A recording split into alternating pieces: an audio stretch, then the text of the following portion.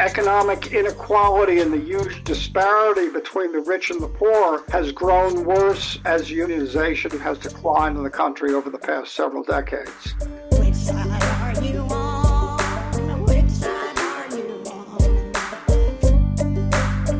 on? Professor Michael Goldfield is an esteemed academic, studier of labor history in the South in particular, the author of The Southern Key, Class, Race, and Radicalism in the 1930s and 40s. It's a great book. I just finished it, and really excited to be able to have this conversation with the professor. So, Professor Goldfield, thank you for taking the time to talking to us.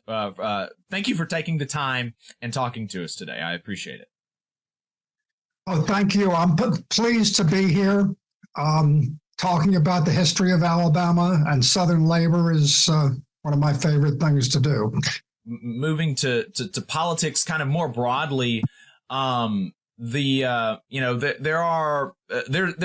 this one fellow online that has an opinion that a lot of people have, which is that unions are not these, more broadly important organizations. They are narrow, self-serving institutions said neutrally, right? The fellow who says this, he's not trying to say it in a bad way necessarily. He's just saying, look, unions, they serve their members. They don't really do all that much else. So sometimes they do good things, sometimes they do bad things, but they do it for their members. And that's basically it. There's not really any greater benefit to society from unions or, unionization or anything like that. You need to understand what things are designed to do based on who they work for and who's paying them, okay? Kind of the same thing, okay? So, for instance, when I talk about unions, okay, unions do not exist to make America a better place. Unions don't exist to make people happier. They don't exist to help our country. Unions exist to represent employees. That's it. They represent the people that they represent. That's all, okay? Whatever group of employees. So in some cases it might be really good. In some cases it might be really bad, but that's what they do. That's all they do. I do not believe that. That does not seem to me to be the case. And one of the things that you have pointed out in your book is Alabama exceptionalism, how Alabama in the South was uniquely unionized and workers had more power in Alabama through that strong labor movement, and there were broader gains experienced by non-union people in Alabama from the political power and the economic power of the labor movement here in Alabama. Can you just, respond to that claim of unions unions not really super important, narrow, self-serving institutions, sometimes good, sometimes bad? No, I think you're right. Alabama is the perfect example. Once coal miners, so the most militant groups earliest to organize, first were coal miners, steel workers in the Birmingham area, iron ore miners in the counties around Birmingham. And these unions look to support struggles all over the state. They help the farmers union organize. They help school teachers organize. They help people all over. There's an interesting story. So Gadsden became a highly unionized area. In 1947, it had 60,000 people, 10,000 of whom were members of the CIO. When laundry workers went out, several hundred laundry workers went on strike, the company fired them all and tried to bring in scabs. Thousands of workers from other industries, steel, textile, came and joined the picket lines and forced the company to rehire the workers. So it's just not true that unions, particularly in Alabama, have only looked out for their own members. They've looked out for everybody. The other thing in Alabama, under Folsom, the union movement forced the country to force the state to pass the broadest workman's compensation law in the country.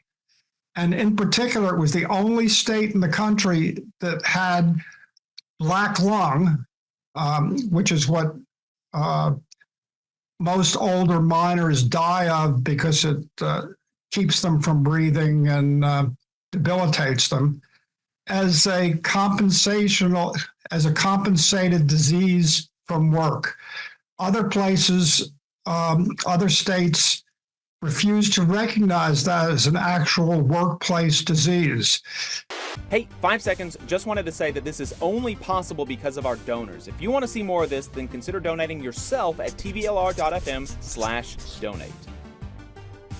So the other thing, it forced education reforms, highways, lots of things throughout the state that made, some of which in terms of the university system still remain in the state, even from long ago. So I think the union movement, even when the unions were not that radical, and the radical unions tended to push for more, but even when they weren't that radical, it looked out for broad interests of working class people in the state as a whole.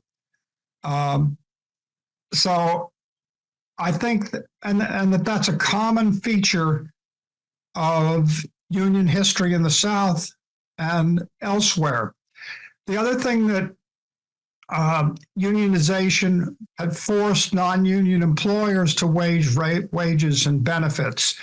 And if we look at the Detroit area, Detroit, at the heyday of the auto industry in Michigan, 1940s, 1950s, had not only the highest pay per capita of workers in general, but the smallest gaps between black and white workers in general. It had the highest degree of home ownership of any city in the country, the highest degree of non-white home ownership. So these are broad societal gains that unions have come to deliver for working class people. And this is actually fairly common today, that there are many people now arguing that the economic inequality and the huge disparity between the rich and the poor has grown worse as unionization has declined in the country over the past several decades. Right. So this is a non-empirical argument that people give.